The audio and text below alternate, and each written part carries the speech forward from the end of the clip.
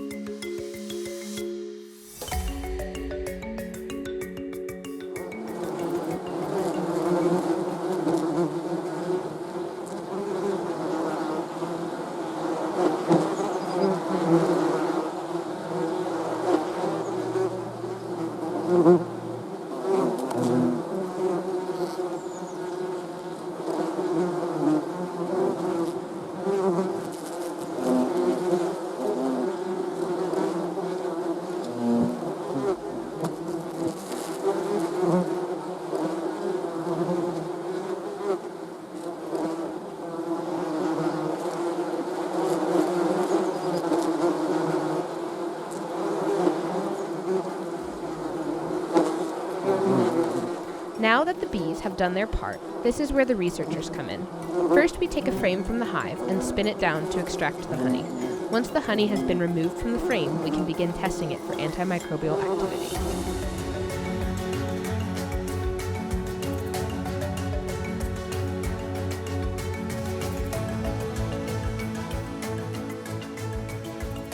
The test the researchers are performing is known as an agar diffusion assay.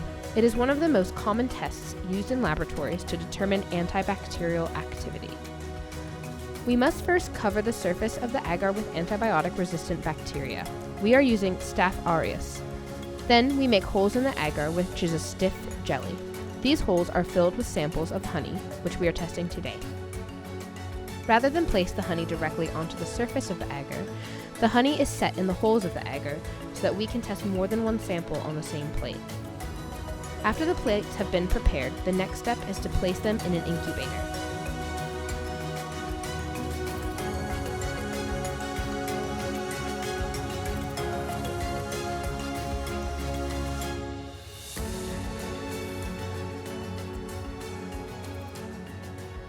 This device keeps the plates at the perfect temperature for the bacteria to grow. This also allows any antibacterial compounds present in the honey to diffuse or spread into the surrounding agar. If the sample of honey contains any antibacterial compounds, the growth of the bacteria will be inhibited.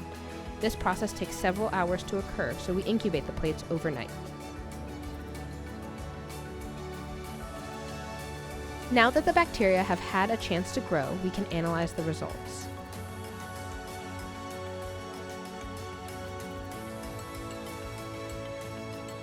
If the honey has been an effective antibiotic by killing the bacteria, we see a clear area or zone around the hole where the honey was placed.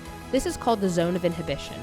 The bigger the zone is, the greater the antibacterial activity of the honey. You can see a clear zone of inhibition around our honey. This shows that the honey from our bees can kill antibiotic-resistant bacteria. We hope you're buzzing after our video and will continue to follow our journey to create a new antibiotic super honey and to help us fight against the growing antibacterial resistance.